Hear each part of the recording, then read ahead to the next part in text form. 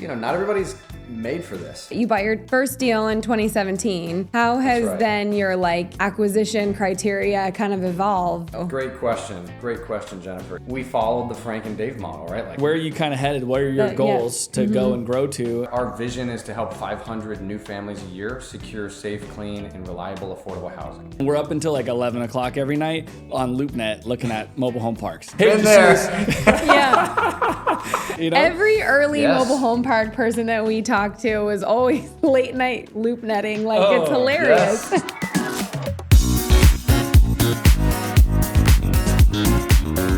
Welcome to that episode of the Cash Flow Quest. We got a good industry friend today, somebody we've been looking forward to meeting for a while, Andrew Keel. Welcome to the podcast, man. Yeah, thanks for having me. Really looking forward to this. So you started a company, you work with Keel Team Real Estate Investments now. And so you started with one mobile home park in Illinois, right? It was a 67 space park. Tell us a little bit about that and how you got started. Well, and I real quick, I was reading through just kind of some of your bio, and it sounds like we're cut from a very similar cloth. We started by reading Rich Dad, Poor Dad, but then going to one of the Rich Dad education series back in the day, 2007 or 8. And sounds like, exiting the rat race, that was my out of high school mentality, where I was fortunate enough to hear it then and have the ears to hear it, and so we started plugging away back when we were really young to get out of the rat race. And so that's definitely, we align on all that. Oh, I love that so much. Yeah, Rich Dad, Poor Dad changed my life. I mean, just reading that book, and you mentioned it, it's like having the ears to hear it, right? There's one thing to read it and understand it, and another thing to just burn the ships and say, I'm going to do this. This is the path. And so that's really important to me. I think you can see it right here, the cash flow quadrant, the cash flow for kids cash flow game. I have 4 kids, pretty big family, and I'm a big, let's teach them about money now, teach them about don't wait, right, until they have yours. Let's just continually beat that drum. And totally. It's interesting. I just got this framed in the hallway where all their rooms are, and it's a graphic. It says, don't spend the principal. And it says, use the income from your assets to pay your bills, and has pictures of mobile homes and single family homes and businesses and stocks with an arrow going into kind of the doodads, kind of the liability side of things. So really, really awesome. And just really believe in that. That's amazing. You'll have to send me that picture. I want to print that for my kids too. Happy to. Yeah. 100%. Yeah, totally. I'll do that. I have 3 little kids, 5 and under, 5, 3, and 9 months. Jen's got a couple kids as well. So we're very family oriented. And we started this with our father about 17 years ago. Wow. And that is so cool. I love the family part of it. Down the road, I think that would be awesome if it worked out that way, or my kids would love to be in the business, but I talk to a lot of owners, as I'm sure you guys do, and not everybody's made for this, right? So I'm interested to hear kind of how you guys all were on the same page about it, because this is it's conceptually it's not rocket science. There's just a certain number of levers, but you really have to stay on them, and that's not easy. That's not easy to do. Totally. We're actually, Cameron and I are going to start working on a book for me to kind of explain how to work with multi-generational dynamics, because I feel Dad and I and Jen kind of really learned and did some of the challenging aspects of working together, figuring out how to be complementary and not fighting our own gifts, and really kind of spreading out to cover the different realms of the business. As we grew, we went to a couple of Tony Robbins events and figured out what each of us were really good and strong at in our own lane. And so it's been a fun journey. And our father went completely blind when I was 20, Jen was 23. Oh my goodness. And so it was really Jen and I were the captain and co-captain of the business and the ship, but we had a really cool sage advisor that had a great reputation in our father, and gave us the foundational principles. But then we went out and raised money and bought all the parks and, wore all the hats, and so now we have a team, and it's been a special and just an all around blessing, so yeah, happy to kick it around more. And now that I'm kind of getting my kiddos, through 1+, I'm going to start coming to the MHIs again. So I'd love to bump into you in person. That'd be so awesome. Yeah, that and Seco are kind of my non-negotiables that I try to get out to. Do you guys go to any of those other ones, or is that MHI is obviously the biggest one? Did you do NCC, the Chicago one? I've done that once. Yeah, that was good. Enjoyed that shorter one. Just kind of happens to work for us, like at the right time of the year, kind of a thing. And then we're just now, so we're mostly Arizona, and then we're growing in Texas now. And so I think you're on the other side, which I love North Carolina, South Carolina, Florida, by the way. Yeah, great looked states. up. Did you ever look at that deal that was on Lake Norman? I did not. How long ago was that? It was a while ago, a couple years ago. It was like a higher end RV park. So it wasn't MH, necessarily, but sure. Yeah, no, it's a cool area that you're at. Yeah, we love it. Just moved up here 2 years ago. Orlando is where I was, born or was raised and went to high school there. Went to South Dakota for school on a football scholarship. So spent some time up there in Sioux Falls, and then came back down after school and started working corporate America. And then on the side, I was flipping houses. Single family houses here and there, and was really into getting like seller financing and getting some rentals, single family stuff going on the side. And then eventually, after about 4 or 5 years, I actually started Lonnie dealing. Which, are you familiar with Lonnie dealers? Yeah. Do you remember that? Yeah, I do. Deals on Wheels, that book? Yes. I started looking at, so I read portions of that book, and then we looked at each other and we're like, to heck with this. Let's go buy a little mobile home park. That was because our first deal was $600,000 purchase price. So we looked at homes. Nice. We actually, in San Diego, we looked at flipping mobile homes. And so tell us your background there. Most people don't know that that's a thing, and it can work, but it's a lot of work. Yes. Yeah. I mean, I had nothing, right? Like I had very little money, and I was starting from ground zero. My parents, they actually went bankrupt when I was in college. My dad always had a lot of different businesses going, and the 2008 crisis kind of hit him really hard. And so literally lost the house I grew up in to foreclosure. And so that was like a big traumatic event. So I was like, all right, I really need to figure this out. And so in addition to my W-2, I was like, I need to get some other avenues of income going on. And so that's where the house flipping came in, and getting some rentals was really attractive. But then I found Lonnie Scruggs on YouTube, and he teaches, deals on wheels and mailbox money and how to go buy mobile homes, fix them up, and then sell them on contract. But leave them in the park. Like it's in someone else's park. You're just buying the home, fixing it up, and then selling it to someone that's approved to live in the park. And so I did that and had like 19 of those at one point. Wow. And it was like completely paying for, my mortgage at the time, my car payments. It was covering all my expenses, just those little side, cash flow that I had going on. And then it was a God moment, right? It was just like, I met this guy who was, it was just a gift from God. Like he was the owner of the park in one of the parks where I had 2 homes that were like these Lonnie deals. And he became friends of mine, kind of looked at me as like his grandson, kind of took me under his wing, and we would get together and we had lunch one day, and he's like, hey, you should really look at buying the whole park instead of just the trailers. It's more scalable, there's tax benefits, etc. And I was like, well, I don't have millions of dollars to do that. And he's like, oh no, this is how you do it. And he kind of showed me, like, you can raise money from investors. You manage the LLC on behalf of the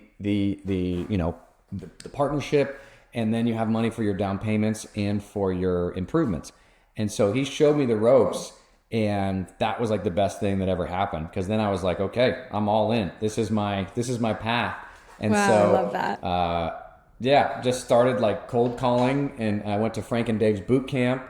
Yeah. And then what's really interesting is at the very first boot camp I went to, I sat next to a gentleman who was my first equity partner. He at the time was working at Goldman Sachs, was like a pretty high up there, and we kind of started talking, and he was saying, hey, I work 60-hour weeks. I don't have time to do the work, but I have the cash. So if you find a deal, let me know.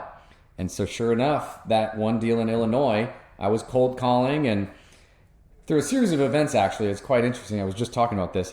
I called a park in Arkansas that was somehow related to the Duggar family.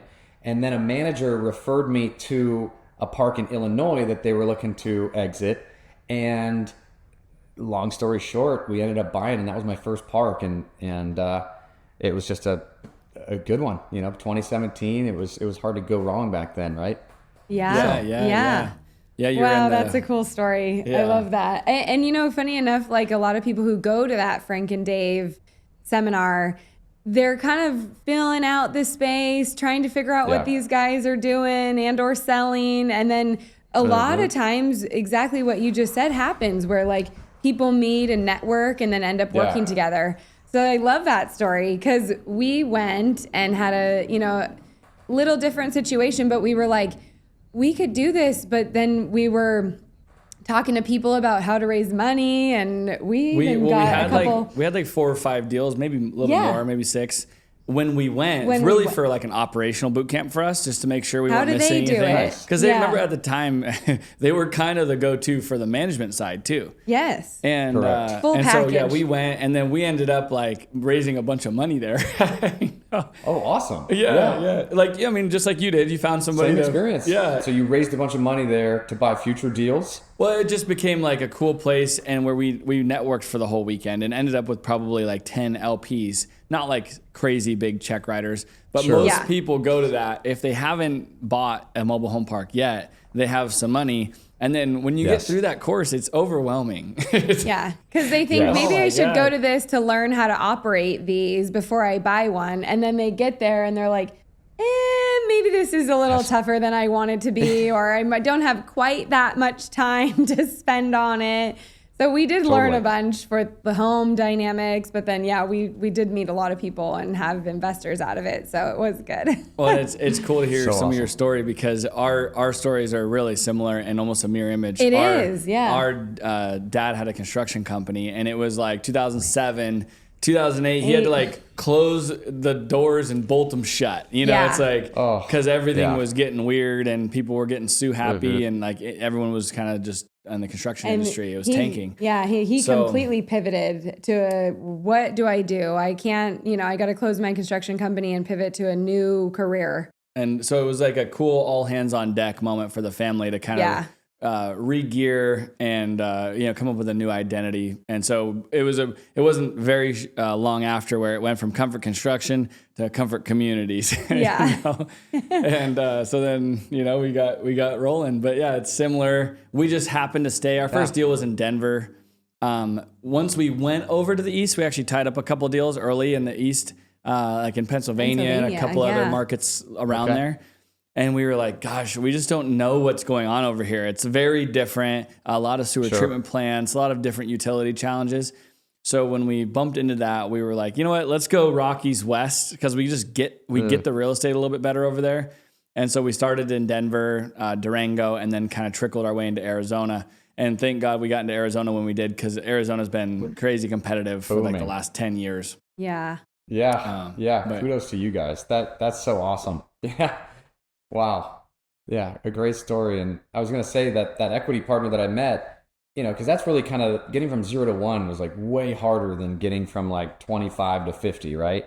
But that equity partner, basically we bought that first one, it went well. We bought like 3 more that next year, and those did well. So then we did 1 more. So my first 5 parks were with that one equity partner. Oh, that's amazing. So that helped tremendously to like build that track record to then be able to tell the story to raise future capital. So just so awesome. So maybe you guys can touch on that. Like, how did you kind of get that wind at your back to be able to, get through the first 5 deals? Yeah, it was a slower burn for us, because that's pretty cool. And honestly, that's neat that you were able to kind of string a bunch of deals together. So we did like 1 deal a year for the first 5 years. We were actually a developer partner, sort of working on the behalf of Dad at this point, because he was freshly blind, and he became a developer. So it was kind of a side gig for him, where it was our main focus, because we were young enough to kind of focus on it, not make money.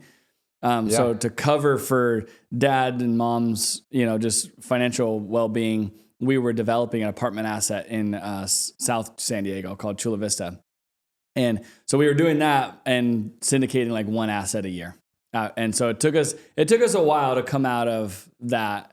I don't know if were you going to share something else? No, that was, Dad was about halfway through this project when he went blind too, to just add a little color there. So Blake stepped in to help him finish. And so they were kind of building this mobile home park business on the side after reading Rich Dad Poor Dad and we went to a Robert Kiyosaki like real estate seminar too, where he kind of broke out each of the different asset classes. And so it was just kind of a cool thing. And then once they had bought their first couple of deals, there just was too much going on with like the development and him trying to manage these mobile home parks. And I was like a Gen 1 AI agent, for my dad. I was literally reading and responding to every single email while we built this 278 unit apartment deal in San Diego. And we were just the developer third party. Yeah. And we had we bought a busted deal with a syndicator. So this actually ties in. So the syndicator that we learned from, and really still to this day, he's around, he's getting older, but he's a great mentor of ours. Yeah, we love him. He's like one of the OG San Diego apartment guys and did it. And so we modeled his entire structure. So that was where our structure came from. That was kind of the guy that took us under his wing. It was somebody, he really respected our father, who built a few buildings for him over the years. Mm-hmm. But then when we pivoted as a family, we were literally building, we had scraped this, we had to regrade the 10 acres to build the 278 units on. And we had just like got a verbal and a handshake that the syndicator was willing to build this and take it on and buy the land that was bank owned at the time, and write the check. It had land and plans and everything ready to go. It just got busted through the kind of the turn there. And this is now like 2010-ish, 2011. Mm-hmm. So he was willing to do it, so he wrote a check, bought, got a crazy good deal on the land because it came with everything and it was ready to go with like utilities at the site. But we scraped it and literally like these huge tractors bladed the thing, and my dad went completely blind. And so the guy was an angel, our mentor, who we still look up to, because he allowed my dad and I to build it with my blind father. Wow. And I knew nothing. I literally turned 20 years old.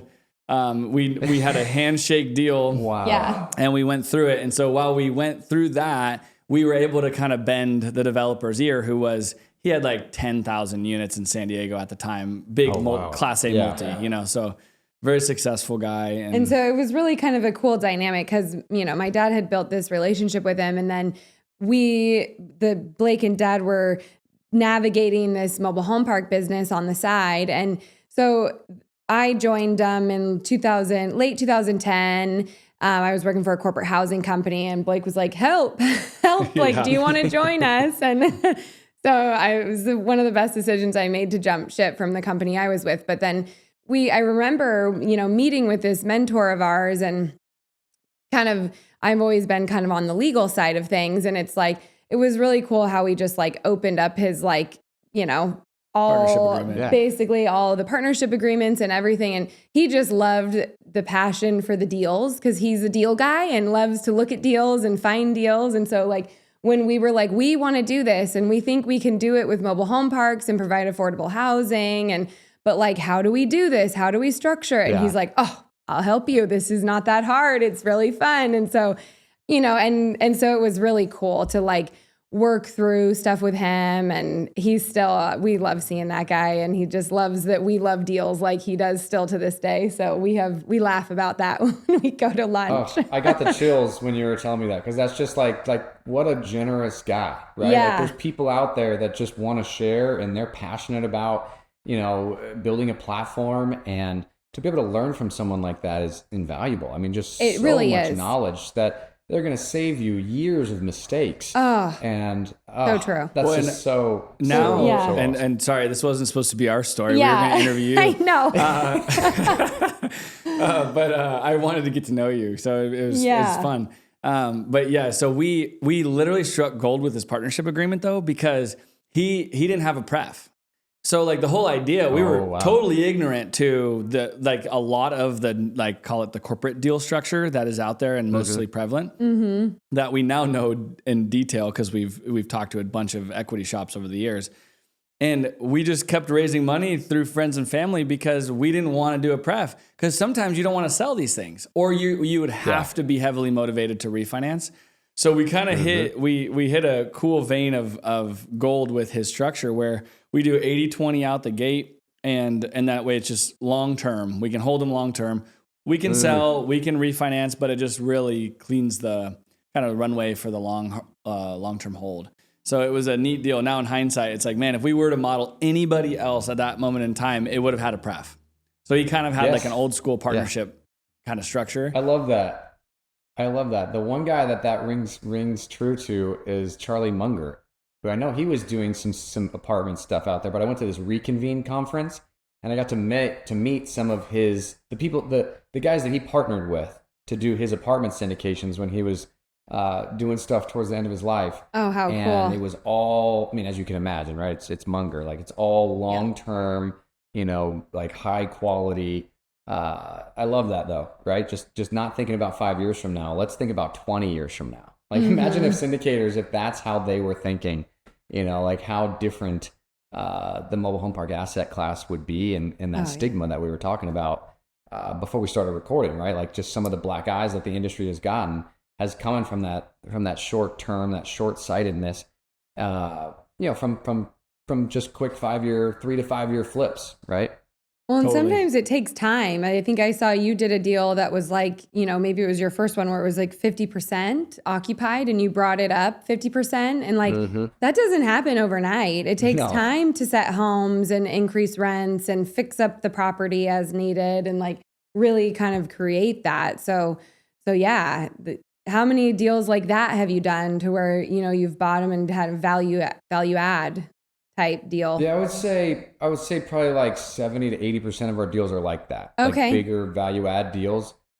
We changed a little bit just because it's so much effort that goes into those, right? Yes, the value goes up a lot, but it's just, we can only take like one of those a year right now. And we have like a 3-person CapEx team that's like their full-time job, right? Like there's a setting the homes, rehabbing the vacant ones, and then just general CapEx from the roads to the streets to the lighting, everything else. So it's a lot that goes into it. But I think at this point, after buying over 55 parks, I think there's like, we want to have some meat on the bone, but the big 50% infill ones just kind of eat you alive. I mean, just the I got some. You're preaching. Yeah. We did. It's just a lot, man. I mean, if you look at my early podcasts because I started one, I used to have hair. Now it's like getting further and further back. That's why I wear a hat. It's just because been through the ringer with this business. It's a lot of good too. A lot of lows, but a lot of highs as well. So that's an interesting point. I feel like for a listener, like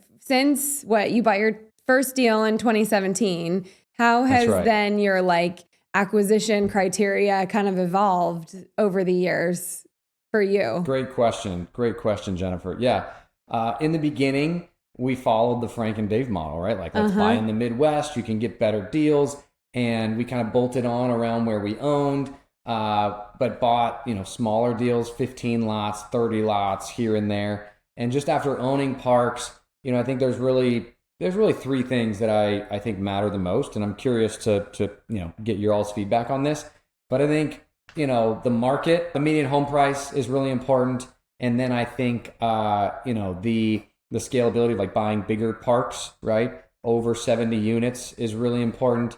And then one that's I'd love to get your feedback on is buying parks that fit bigger homes, right? Like we bought some parks that had a lot of smaller, older homes, right, from like the 70s, and the turnover was just insane. So like the NOI would look good, but the true net cash flow was not that great because we're turning over units every month and having to, rehab to get them live. So I think those are the 3 things that really have evolved the most. How about y'all? So you said mostly going into places with a higher median home sale price. It was like going from more rural to shifting. towards shifting bigger from more metro rural locations. Midwestern markets to more bigger MSAs and higher median home prices was the first shift, and then going from smaller parks to larger parks, and then just the size of the homes that'll fit on the lots. The bigger the home, the more people are going to stay longer and can have families there, and the density is a factor, and like we've had some where like they're shoved in there, and the lot sizes are so small when you have to pull it out because the home's just done, too tired to really fix. It's hard to get new homes back in there, or you're ending up having to do like a park model or something that'll fit. Yeah. And so then your sale isn't as, there's not as much benefits there. But I feel like if we back up to his first one, there's lots to unpack there. Oh man. Well, we align with you on that. We mostly bought our first couple of deals like north Denver in Brighton, Colorado. Yeah. And it was a 28 unit, and it was like, I'm going to say 1 to 2 star, older homes, 60s era, metal on metal.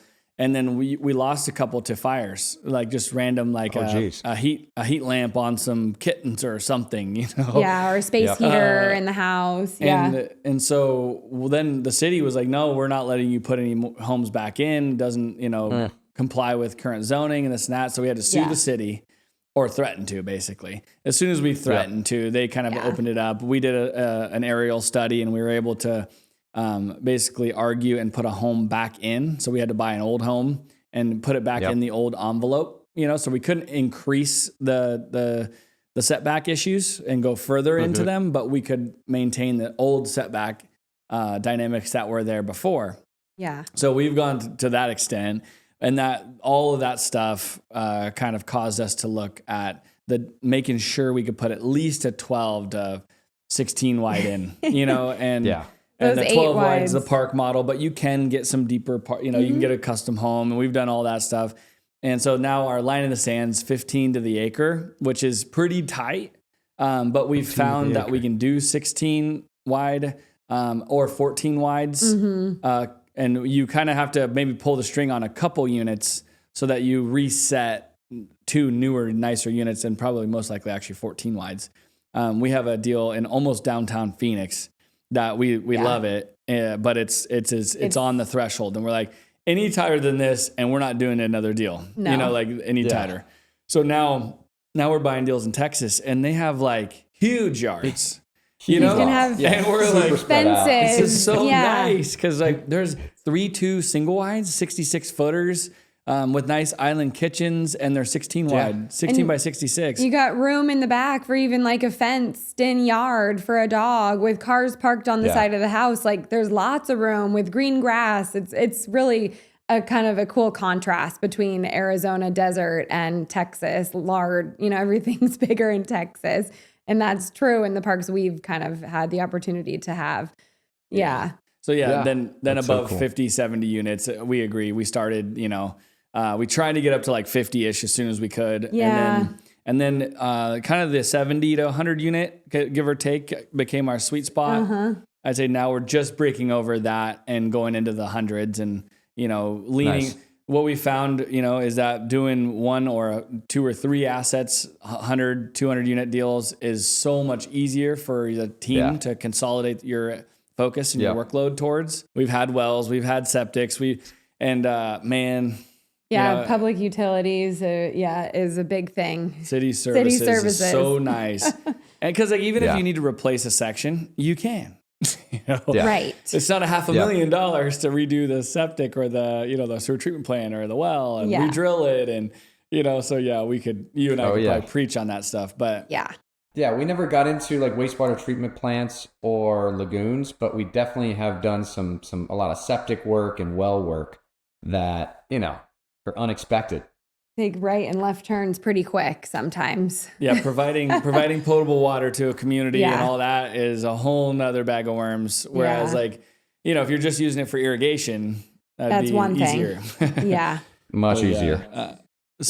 What are you seeing now as you've kind of matured? And honestly, I want to applaud your success too. Absolutely. Because I love the scale that you've gotten to. You have a lot of units for so your communities average a little bit less, but you have a lot of communities and a lot of units. So, that's awesome. Congrats. Thank you. Yeah, no, it's been an awesome ride. Definitely have, been helped by a lot of people, a lot of mentors and masterminds. So that's helped a lot with the management side of things. But yeah, having over 3,000 units, it kind of just, it didn't happen all at once, right? It was a scaling process to get there. Mm-hmm. And, a lot of mistakes along the way, right? Of just, the management company piece was really hard, still is hard to build that and to have the right people in the right seats. And, there's challenges for sure. What does that management piece look for you? Because how many states are you in, and how do you manage that from afar? Yeah, I added up the other day. I think we're in 13 states. And so I'm based in Charlotte, but our office is in Orlando. And so, it's there's 46 employees, like corporate office employees. Mm-hmm. And then there's on-sites at every park. But yeah, I mean, geez, it's there's so many avenues I can go with that, right? Like just from learning, and we're kind of like redoing things now with rolling out EOS and kind of getting onto scorecards and L10 meetings and kind of, mm-hmm. Following a better kind of more accountability and things like that. So it's just been a learning process, and we just are super open to new things as well, and not just thinking we have it all figured out, because we definitely don't. We're just trying to get 1% better every day. Yeah. Well, with technology kind of changing the speed of light too, there's just new opportunities, new efficiencies that you can always kind of add in and evolve from a management perspective. So. Yeah. Any management nuggets lately with AI or anything you've evolved to using that? Yeah. I mean, we're rolling out this Boom. Do you guys use Boom for your tenant screening and like their AI sales agent? No, I think I've heard of that. Yeah, no, it sounds familiar. I don't think we use it yet. Sam Hales with Saratoga Group, and then Ryan Smith with Endeavor. I reached out to both of them because they use it, and they had good things to say. So we're just rolling it out, like fresh, like less than 30 days in. But it basically has like this AI sales agent that will kind of help, schedule appointments for mobile home sales. And then it has a screening platform that just kind of a little bit more intuitive, easier to use, but also like when they upload their like pay stubs and things like that, it like reads the document and kind of verifies it, instead of like some people kind of forging them, and it kind of gives it a score to like verify, okay, this is legit, and this is how long they've been there, if they're able to read that from the pay stub. But just a little more intuitive. So yeah, we're fresh, so not sure if I recommend it just yet. But that's kind of one thing we're trying to take, to step in the right direction. That, and then like an AI phone agent is our next step. That's kind of in process, but not fully rolled out yet. How about you guys? You guys have any, new tools you're utilizing from the management side of things? So we just are building out a third, like kind of another arm to the management company, a full blown dedicated sales team, because we just felt like we needed to really hone in and focus on the sales effort in total, including some of the systems you're talking about. We found this guy, the company name is Mass Elemental, and he was able to connect all of the ads and run like a home CRM. So all of the leads and all the phone services. And there's a couple more add-ons that I'm blanking on the names of them, but I can follow up if you're interested. But because it's just like a couple of integrations. But it's an AI agent. Then all of the home ads that the team posts with the sales team now, we do pro photos. So we just hire a photographer to do pro photos. We tried to do that and like systemize that on phone and iPhones, but like it just wasn't coming out as professional as we wanted. So we just now standardize. We just pay the couple $100 to get pro photos done. And then when we list, when you put all the information in and upload the photos for a single listing, Mass Elemental ties it in and pushes it everywhere. So Zillow, Redfin, and everything. Syndicates it out. So that was the key, because it was really hard for us, at least in Arizona specifically, it was hard for us to break into the MLS. Yeah. And so he was able to back in and tie everything up to the MLS, which then pushes it. And so, awesome. you know, that's been a huge lead gen, just having them on all the normal platforms, and then we're hiring circumstantially. It wasn't necessarily a goal of ours. We just wanted to hire pro salespeople, and we've been pulling a lot of them, like some of the juniors within EOS and Sun and different groups. So we've got some good talent now, kind of building our sales department. Because to your point, we're churning on some of the lower quality deals. We've become a full blown flip operation for trailers. You know, I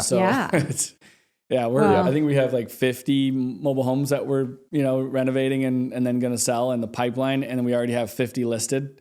So now it's like we're creating this engine of supply on the manufactured or, you know, older mobile home side. Yeah. Well, and did you do that too, right? You kind of created like a home installation or renovation company alongside, or what'd you do there? Yes. Yeah. So, we felt like one of our major pain points was the transporters and installers. It was just like on the pro formas we were putting together for infill specifically.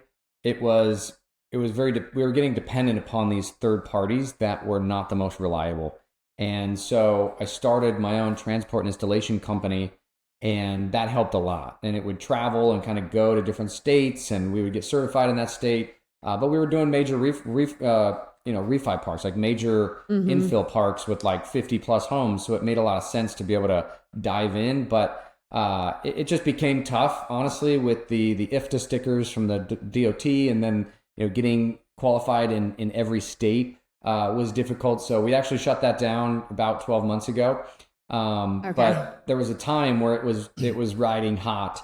But it's also like a lot of liability. Like the insurance is pretty expensive, and like I really trusted this one guy, right, to be driving the truck and carrying that. And when he left us, you know, and retired, it was like, okay, I think we're going to just sunset this thing, because there's, you know, it's a lot of risk, you know, driving a mobile home down the road. You know, you got to be very, very cautious and very, very on it. So, yeah.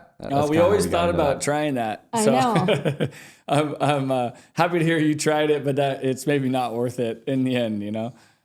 Yeah, it definitely wasn't like a moneymaker. You know, you would think it would be, right? Like you definitely could, if you answer the phone, you know, when people call, you'd be a great business. Like you could definitely have enough work, but it's just a lot of boxes to check, and you know, it's a huge liability. And the guy that we had doing it before he moved mobile homes, he was moving like big luxury boats across the country, like delivering them. So it was like someone we really trusted that like had the experience to do this.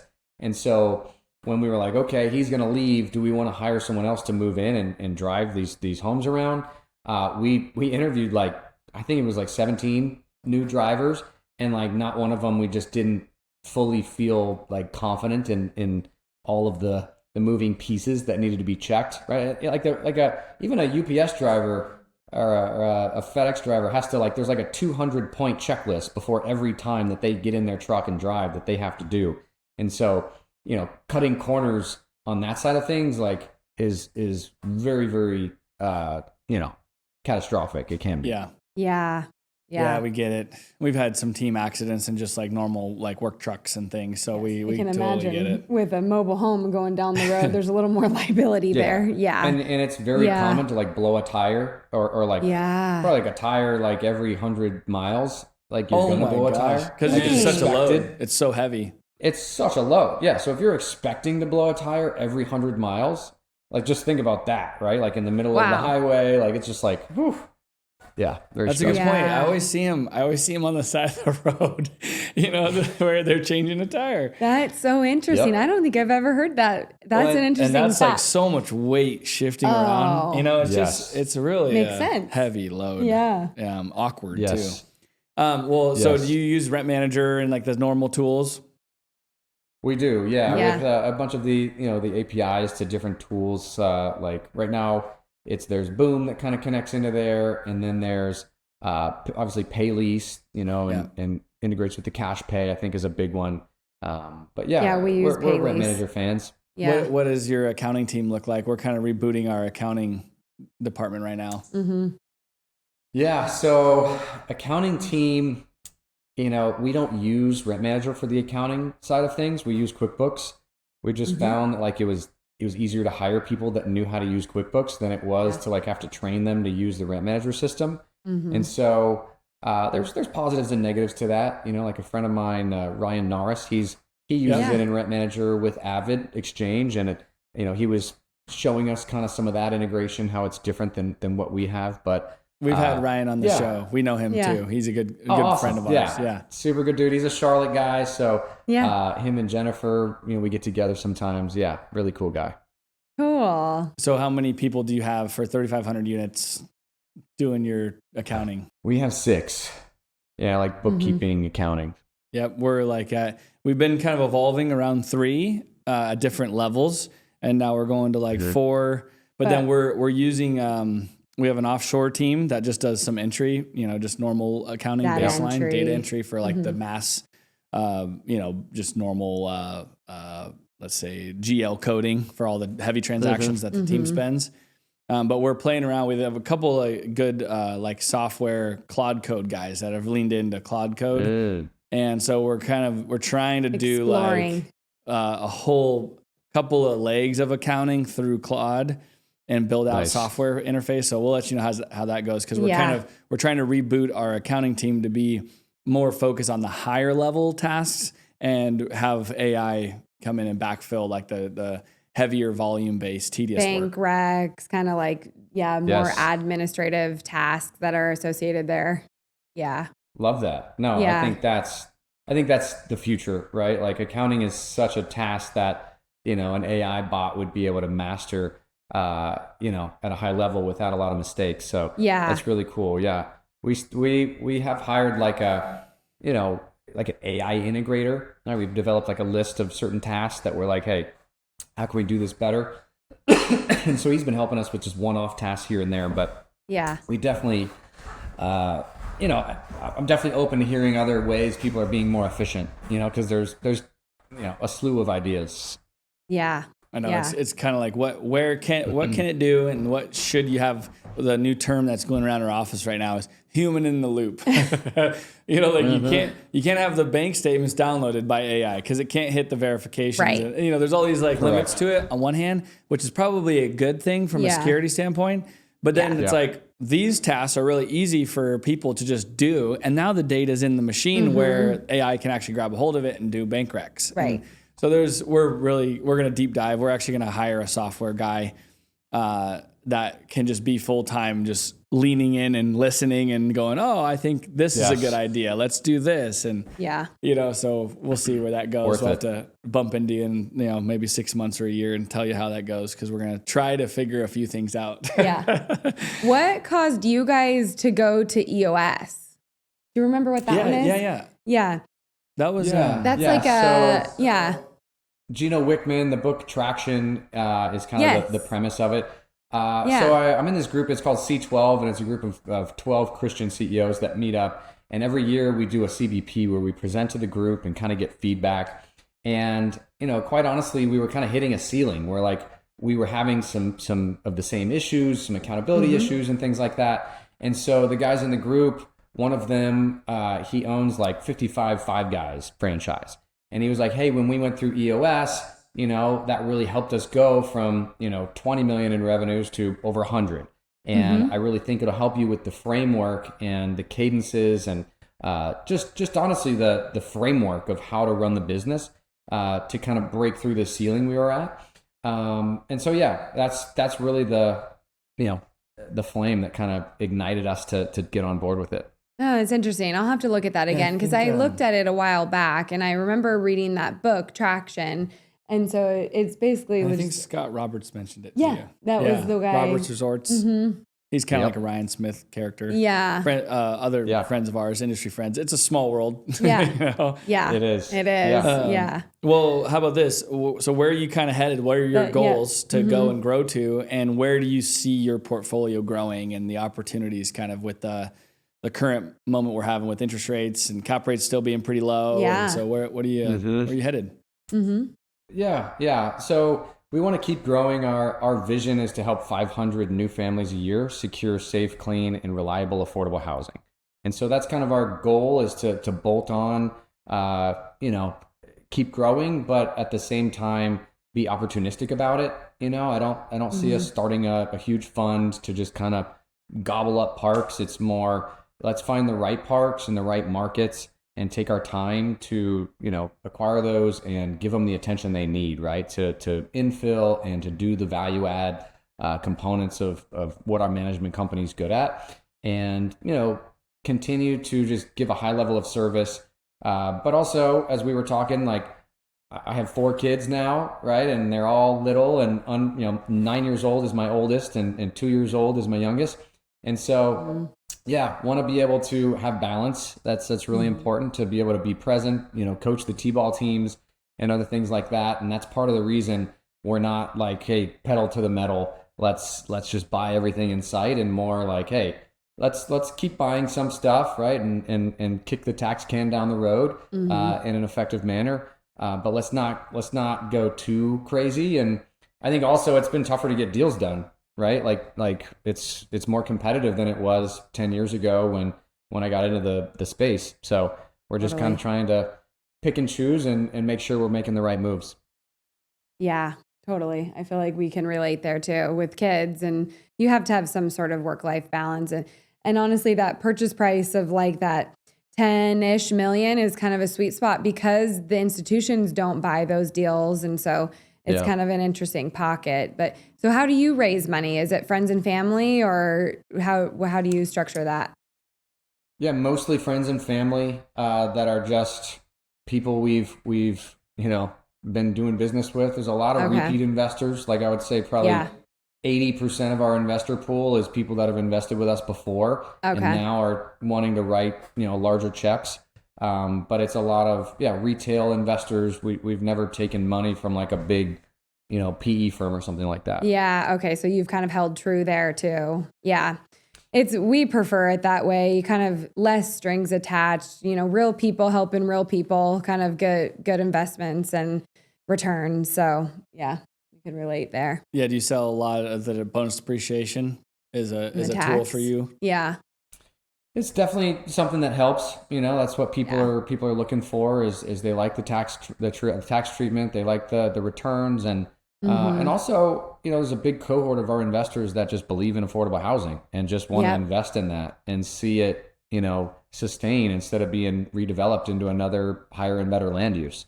So I think that's been important. But like, we're buying smaller deals, right? So our average capital raise is like $3 or $4 million or less, right? So you guys, with the size you guys are, and that big deal you guys were talking about was like, holy moly, that's the big leagues. That's a different realm, which is so awesome. It's easier for us with, retail investors with our size. Totally get it. Yeah. And we were just, I'd say in the last few years, we're scaling and we're marketing, and we're trying to get more people on the LP side, and to where we can continue to grow it. Cause we got it, her and I and Dad got it to like a couple hundred people. And now we're through like 500, kind of maybe towards 6 now. Yeah. But yeah, I mean, just keep at it. I mean, you're doing a great job. It's just a matter of like, we were almost in Arizona becoming not competitive. And we now have enough in Arizona where we can play and compete against some of the bigger guys, depending on the asset, Sure. And so, but yeah, it's kind of out of need. We just kept the throttle down. But then we brought a tremendous guy to help us raise equity on the team, kind of let him into the GP. And awesome. He's been helping us tremendously. So yeah, man, it's fun. And as you know, we're kind of becoming snipers too, just being more particular about the assets we chase. So we totally get it. And then we're looking for leverage everywhere we can so that we can be good parents too.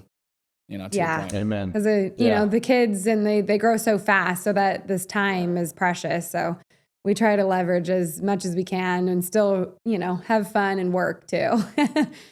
Yeah. It's a balance, and it's just, I think just putting God first, putting Jesus up there, and just recognizing the gifts we've been given, and then just every day, right? Just praying and trying to do our best. And how, you sometimes have to have a little faith that it's going to work out, and we're going to raise the money. The deal will come through. We'll find another deal, all the things that happen.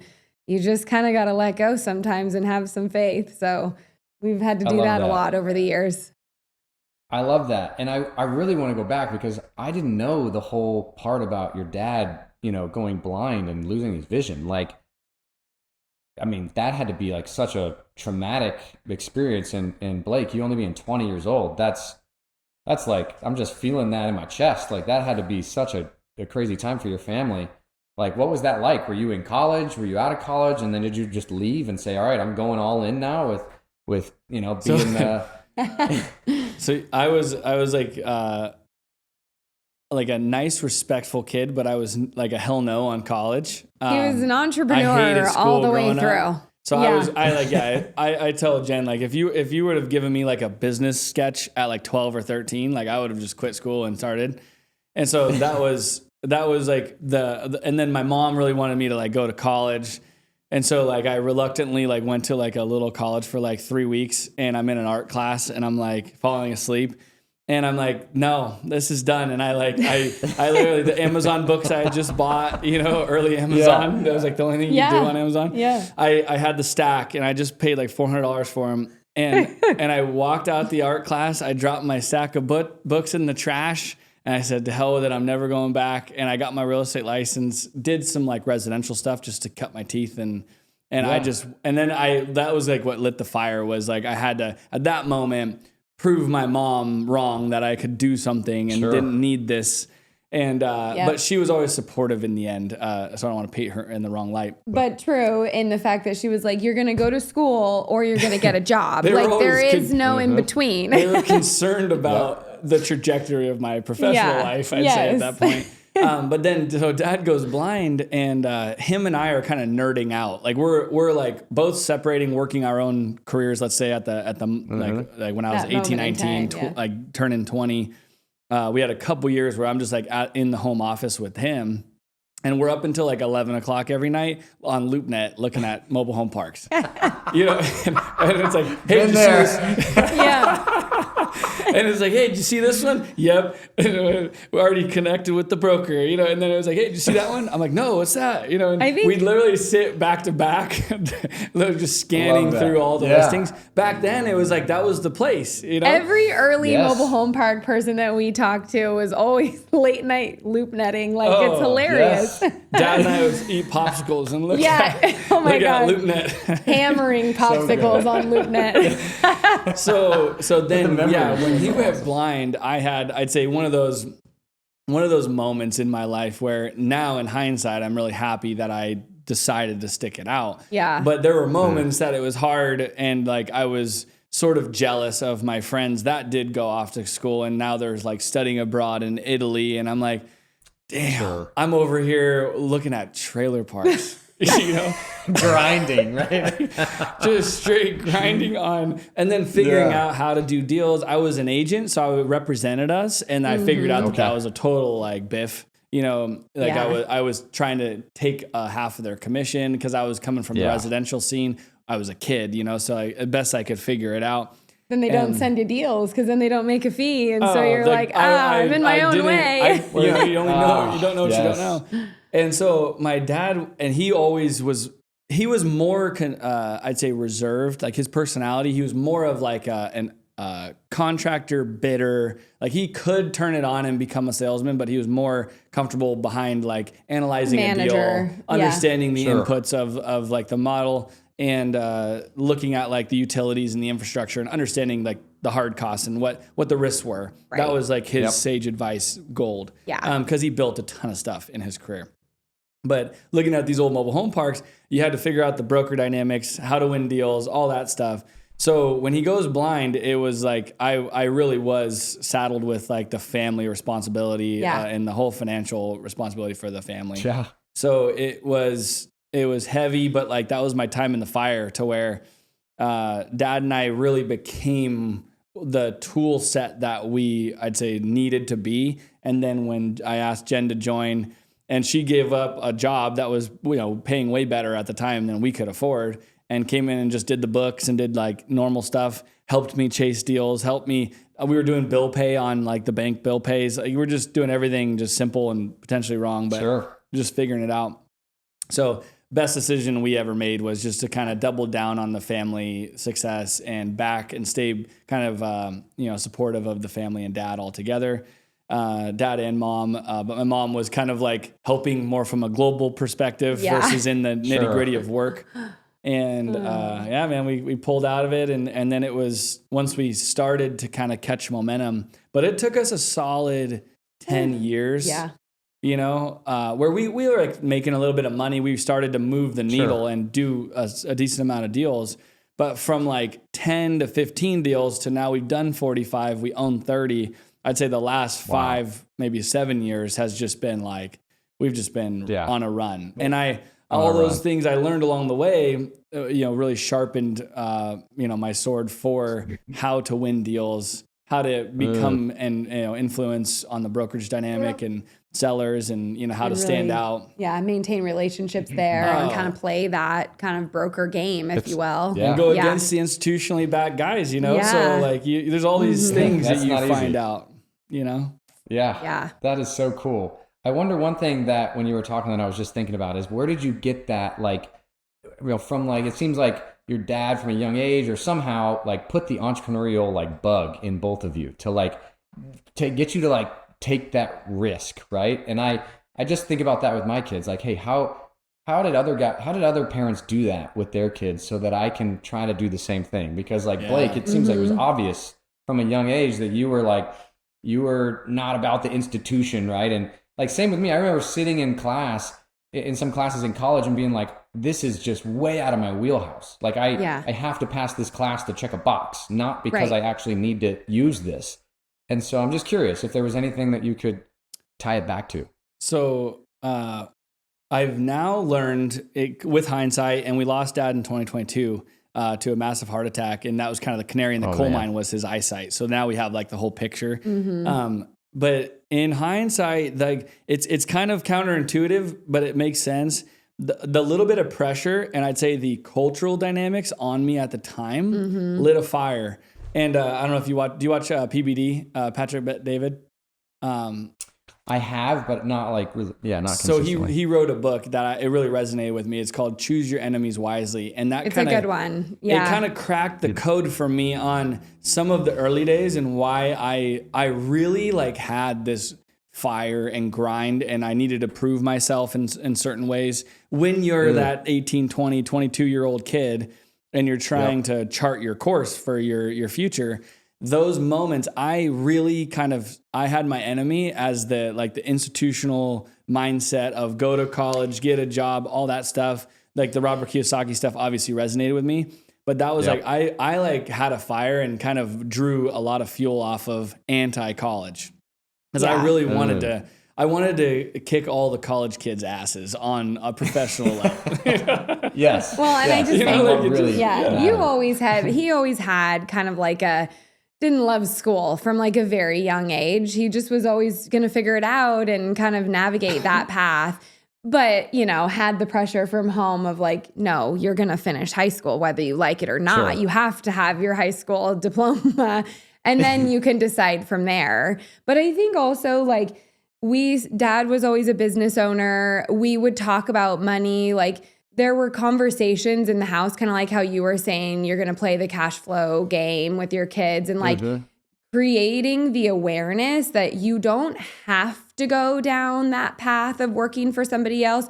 Now, there's nothing wrong with that if that's what they want to do. But like we always my dad worked for himself and my mom had a real estate license when she was, younger. And then she was a stay-at-home mom with us in the home. And it was like, as we got older and more aware of that, it was like, well, how does that work? And how do you not have to go to work every day and you get to be with us at home? And like, and asking those types of questions and kind of creating the awareness. And then we did like the annual ski trips as a family. We did a lot of stuff together. So I'd say time spent with your kids. Do as much as you can while they're young. We did Hawaii trips. We did ski trips. They tried to, we did a lot of stuff together and really kind of bonded. And I think through those trips and times, we would talk about things and life. And so challenges that were in our world at that moment in time, and they would help us navigate certain things. But then I do think with kids, like where I'm kind of going with it as my kids get a little older. Your kids are a little bit older, but we're all kind of in the same boat. Is I do think there's an element of like, you got to show them how sucky it is on like the normalcy job, go get a job, punch the clock.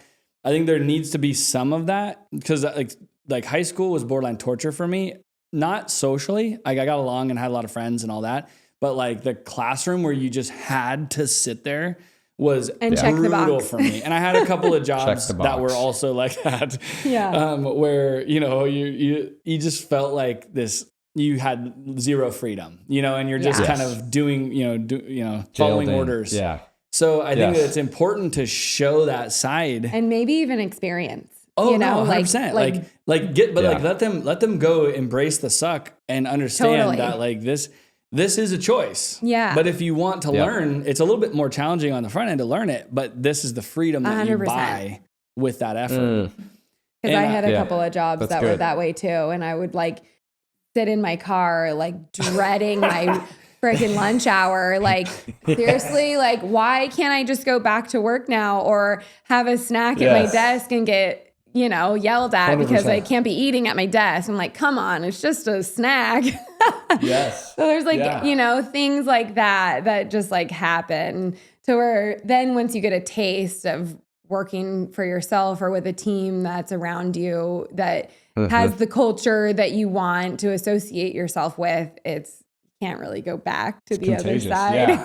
It's addicting. Totally. And we now like hire in that way where we bring people in that are really gifted in a given skill set, but you can tell that like the world and their job and their career has worn them down. Yeah. And they're just dying for like a normal outlet, be a part of a cool team where they can win together and you can really create more of a team dynamic. And go towards a common goal and work together to like create something really special. Something special. Yes. Tell me more about that, because that's one thing where we struggle is with hiring. How do you guys like identify that early on? Tony Robbins is a big player for us. That's a new. So that's did you guys do business mastery? Yeah, and we did the business results training is our version currently of EOS. It's not as structured, I don't think, but it is team culture structured. So like it's all based on connection within the team and sharing and collaboration, which I'd say was one of our lacking issues. Was we really wanted to build that culture, but it's like, what does that mean? What do you how do you build that? And so that BRT through his business mastery, like you go there, I'd highly recommend going.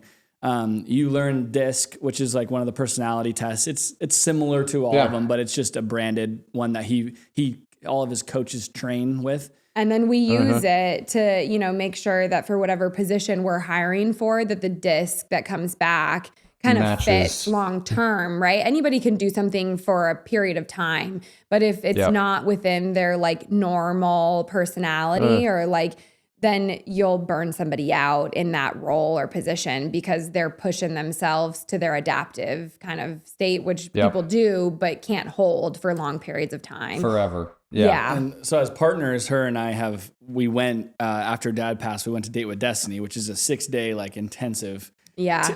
Every kid, like at the right age, we're going to take our kids when they get to there, like 16, 17, 18, whenever. I feel like there's just a natural maturity that happens within each kid where they would have the ears to hear it. Mm-hmm. And we were seeing some kids in their late teens there.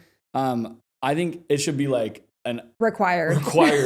Because it teaches you emotional intelligence and how to understand male and female dynamics and what is the DISC and how do you figure all the communication challenges. Yeah. So we figured out that we wanted to continue forward after Dad passed because it shifted the dynamic. It was a moment in time where we kind of looked at each other and we're like, are we going to keep doing this? Do we kind of wrap up what it is and the journey we had with Dad and kind of put a bow on it and go different directions? And so it was really kind of cool to like deep dive separately on a personal level. And then kind of like we both kind of had aha moments that, no, this is really cool to keep going down this path to add value, bring affordable housing, be good stewards to these communities and the families that live in them and kind of create this and continue the journey. So it brought really good clarity around that for us to keep going. Yeah. So, but so through you got to that, play to your strengths. So like that's the takeaway, like big picture is everyone that comes in to the team, you want to be playing towards their strengths and their gifts even, you know, they're God-given gifts. Good. Yeah. And so like, it takes a little bit to uncover that, but like her and I now give a person, you know, a couple years that is a good culture fit within your team and they're playing to their strengths. If they're like detail oriented. We brought in a guy that was honestly just a friend, like a neighbor buddy of mine, but he was working for an attorney firm. It's been a couple years now. And it's like, he is so much better than we are at a lot of the implementation on the legal structure that it's like, wow, we can't imagine not having him on the team.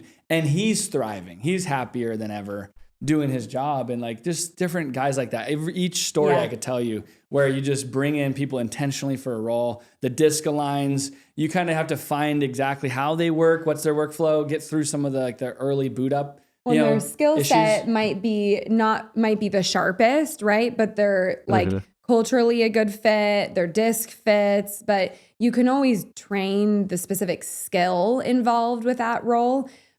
If, you know, especially if you like that person, they just feel like a good culture fit overall. I feel like we used to not always hire that way. And now we'd rather hire the more loyal culture fit, kind of long-term DISC fit and train the skill. Cause that's trainable where you can't always train the culture more or less. Sure.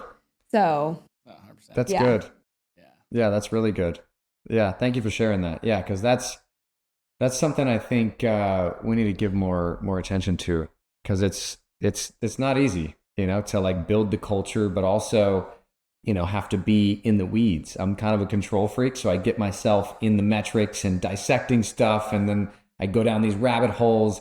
And then if you don't have the relationship and you come on strong because there's a problem, you know, it doesn't always work out great. And I think that's where I get in trouble personally, is I just want to find the problem, I want to solve the issue, but if you don't have the personality, you know, behind it for that role, it's gonna diminish over time your effort, right?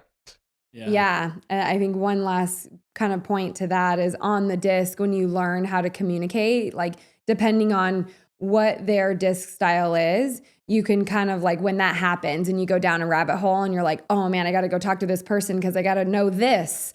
It's like you like can approach them in with the communication style that works best for them, not for you, but for them, right? And so then if you approach it that way, then the rapport is a little better out the gate. Way better. And you get down to the end. So we've learned that the hard way too. It's not perfect. It's not always perfect. I like to light a fire every once in a while.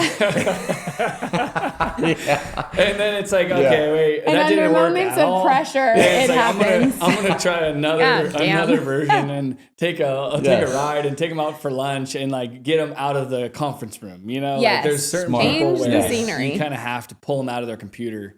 And so I go have a beer and just talk. Depends on the approach and the person but that's become one of our like fun things now is like I'm always looking for the next person that can fit an open seat in where we're weak on the team, and it really is a team building exercise in the end. So yeah, man. Well, if you ever want our Tony Robbins coach is like one of our best friends now. Her name's Courtney. If we could intro you and you could have a call and just get to know her, it'd be interesting because she literally knows our entire setup. And so what's cool is like, let's say one of your regionals or your manager just has a family issue or has a cancer scare or God knows, right? She can call, you can give them a few sessions with the coach and they can help lean in, be the counselor, if you will. But it's performance based. So what I love is that it's not like, how does that make you feel? You know, it's like, hey, so let's uncover this, let's unpack this, and let's figure out ways to get in better state and be more optimistic on the future, and helps coach them through those challenges to where you then can get like a report back that doesn't overshare, but you can have a resource for your team so that it doesn't have to be embedded like just in HR or somewhere. You have another. You know, somebody that can helicopter in and really help. So I think that's really helped. And then you kind of fish out, this person is going to make it. They really want it. Or they don't. Hey, I don't know. You should be looking into this. And she'll give you a heads up. Give you that. Yeah. So, and that's an EOS thing, is like the GWC. It's like, do they get it? Do they want it? And do they have the capacity to do it? And it talks about like analyzing every seat for those 3 questions. And that's interesting. Fun, I would love that contact info for Courtney. All right, cool. We'll tee up and man. Well, thank you for your time. Yeah. We've obviously had fun. We've been on for an hour and almost 15 minutes. Yeah. So good to meet you, Andrew. And thank you for all your great shares and honestly probing us with some questions too. It was fun to kind of chat and learn from each other. So yeah, best of luck with you guys in the future, and we look forward to seeing you some of the conferences sometime soon. That'd be awesome to tag up. Totally. We definitely need to have a beer soon. That would be awesome to continue the conversation. That's right. Thanks so much for being here, Andrew. Yeah. Thank you guys.